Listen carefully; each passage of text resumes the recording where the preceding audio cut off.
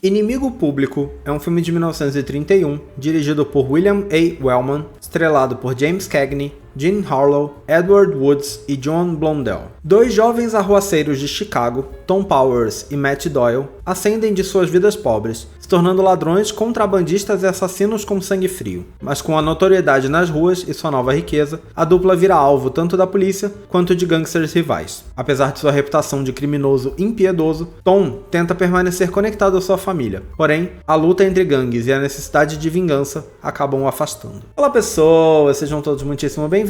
Eu sou o Aleph e hoje é dia da gente fazer mais uma recapitulação, falando sobre o filme de número 60 da lista. A gente tem aí mais um filme desses de gangster. A gente teve Alma no Lodo recentemente. A gente tá nessa leva.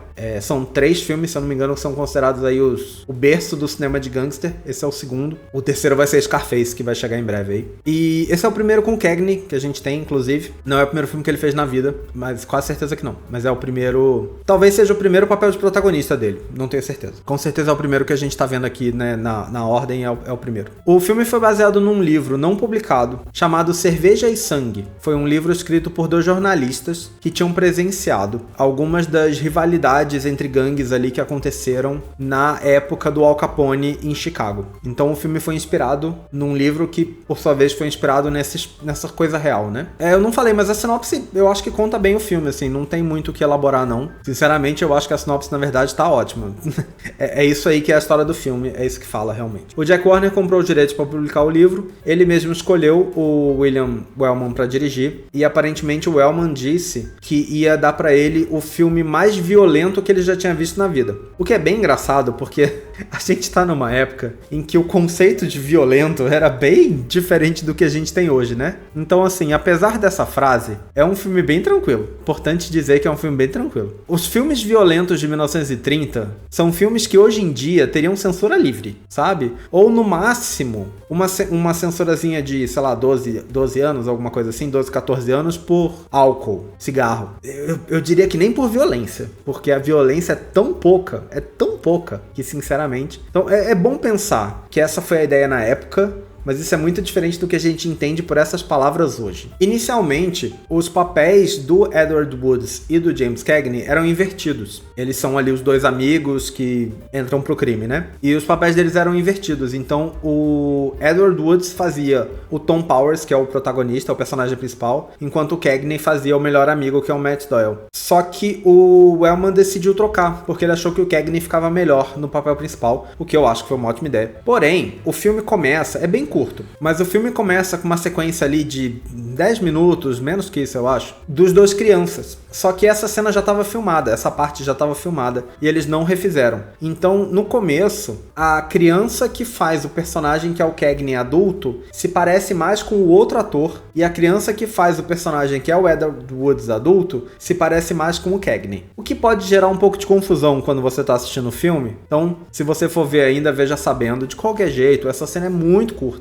Muito curta. Eu até parei pra olhar porque eu já tinha feito o roteiro quando eu fui reassistir, e essa cena termina com um pouco mais de 10 minutos de filme. Então se pensar que ainda tem crédito de abertura e tal, que não é muito longo, mas até que é um pouco desse filme, porque esse é um desses filmes que ele para pra mostrar cada ator principal. No começo ele mostra cada um, de um em um, assim. Então a abertura do filme é até um pouco demorada. Então assim, é menos de 10 minutos com as crianças, pra daí já entrar os adultos. Então não gera muito problema não, mas se você assistir e estranhar, é por isso. A Jean Harlow faz uma personagem, uma mulher que o personagem do Cagney, né, o Tom Powers, conhece no meio do filme mais ou menos e começa um relacionamento com ela. Essa personagem, inicialmente, eles queriam a Louise Brooks, que a gente viu aqui no Caixa de Pandora, né, pra fazer o papel, mas ela recusou, ela não quis fazer, e aí acabaram escalando a Jean Harlow. Aparentemente a Louise Brooks recusou o filme, ela disse pro diretor depois que ela recusou o filme porque ela simplesmente odiava Hollywood. Então, o problema dela não era com esse filme, ela não queria fazer filmes no geral. Realmente eu acredito que ela não teve uma carreira muito longa. Conta-se, e aí é importante dizer que isso é uma história que está sendo contada e não tem fontes, então pode ser que não seja verdade. Eu imagino que alguém da produção do filme deve ter contado essa história em algum momento e foi se aceitando, ou sei lá, vai saber. Mas tem uma cena em que o O Tom Powers é o personagem do Cagney. Ele tem um irmão, que é o Mike Powers, que é um cara todo certinho. Ele se alista na Primeira Guerra Mundial e vai pra guerra, volta como veterano. E ele é muito incomodado com a ideia de que o irmão dele tá envolvido com crime. Então tem uma cena no filme em que eles brigam e o Mike dá um soco na cara do Tom. E aparentemente, conta-se que o diretor chamou o ator que faz o Mike num canto e explicou pra ele que ele queria muito que fosse autêntico e tal, e falou pra ele fazer de verdade a cena, o soco de verdade. Conta-se, de novo, que ele deu o soco com tanta força que ele quebrou um dos dentes do Cagney, mas apesar da dor, o Cagney se manteve no personagem e a cena ficou. A cena foi feita até o final, daquele jeito mesmo. De novo, conta-se. Outra história que se conta é que numa determinada cena do filme, usaram munição de verdade numa cena de tiroteio. E é uma cena em que o personagem do Cagney se esconde atrás de um prédio. E parece que, né, usaram munição de verdade e correu ali um grande risco, porque os tiros realmente atingiram o lugar onde ele estava antes de se esconder. Ao mesmo tempo que a internet me diz isso, a internet me diz que era extremamente comum na época usar munição de verdade. Então, assim, o risco tava ali, né? Não é como se hoje em dia não fosse um risco. A gente tem casos recentes de uso de munição de verdade quando não deveria estar sendo usado, mas naquela época até usavam e era isso mesmo, né? Tem uma cena desse filme que é muito famosa, que é uma cena em que o personagem do Cagney pega uma toranja e ele tá brigando com a namorada. Eu acho que ela é namorada na cena. Eu não lembro se eles casam, mas enfim, ele tá brigando com o interesse amoroso dele ali. Não é a Jean Harlow, é antes. É a mulher que ele tem antes. E ele pega essa toranja e bate na cara dela, assim, com esse negócio, com a fruta. É uma meia toranja que tá num prato que eles estão tomando café da manhã e ele bate na cara dela com esse negócio. Aparentemente, o Wellman disse numa entrevista anos depois, em 1973, ele disse numa entrevista que ele escreveu o roteiro dessa cena porque ele frequentemente brigava com a esposa durante o café da manhã. Ela sempre comia toranjas e ele frequentemente pensava que ele queria enfiar a toranja na cara dela. E aí ele fez essa cena, colocou essa cena no roteiro pra fazer. Eu encontrei inclusive uma história dizendo, de novo, outra que a gente não tem como saber se foi exatamente verdade, mas eu acho que essa é mais fácil de ter sido, que diz que o diretor pediu pro Cagney fazer a cena sem contar pra atriz que ele ia fazer, mas que o Cagney puxou ela num canto e contou pra ela, pra que ela tivesse ciente que essa era a cena e que isso ia acontecer, mesmo que o diretor tivesse dito pra não contar. O filme foi um sucesso de público na época, mas a crítica foi meio mais ou menos, não gostou tanto assim do filme. No Oscar,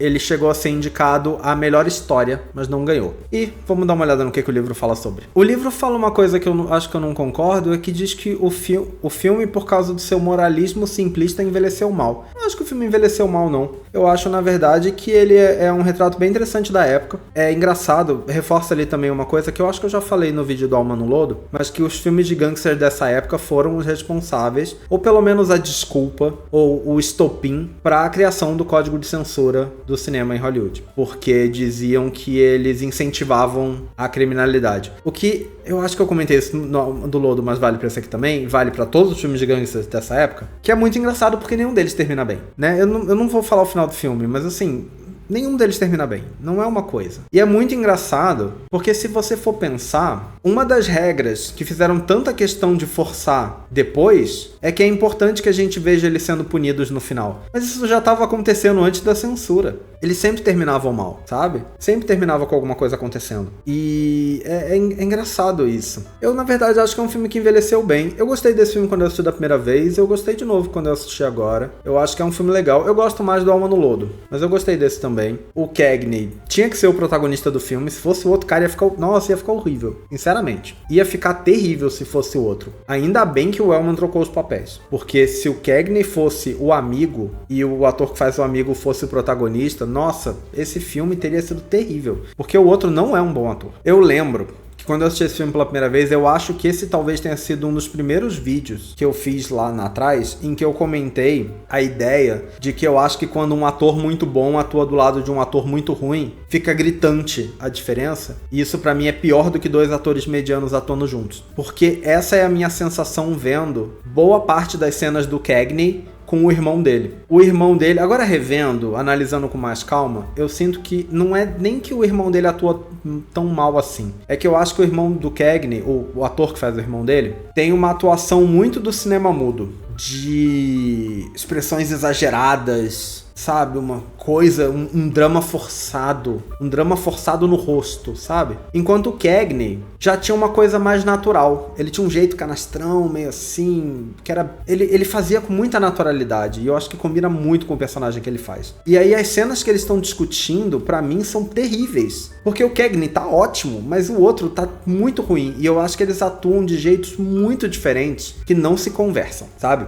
Eu sinto isso. São estilos de atuação que não se conversam um com o outro. Quando eles contracenam juntos, fica muito estranho. E eu lembro que isso foi uma coisa que me incomodou quando eu assisti pela primeira vez. Mas assim, eu acho que é um bom filme pra quem gosta de filme de crime, de gangster. É um ótimo filme. Eu gosto mais do Alma no Lodo porque eu acho que o Rico, o personagem, né, do Edward G. Robinson, ele é muito interessante. O personagem do Cagney aqui, eu já não acho ele tão marcante, né? Ele é um personagem, pra mim, relativamente esquecível. O filme é bom, eu acabo lembrando do ator ali, mas o personagem em si, pra mim, é meio esquecível. Talvez eu lembre muito do ator porque eu vi outros filmes do Cagney e eu acho que ele se mantém parecido. Inclusive foi uma coisa, né, que ele ficou preocupado porque ele tava sempre fazendo o mesmo papel e aí ele quis parar de fazer filme de gangster e tal.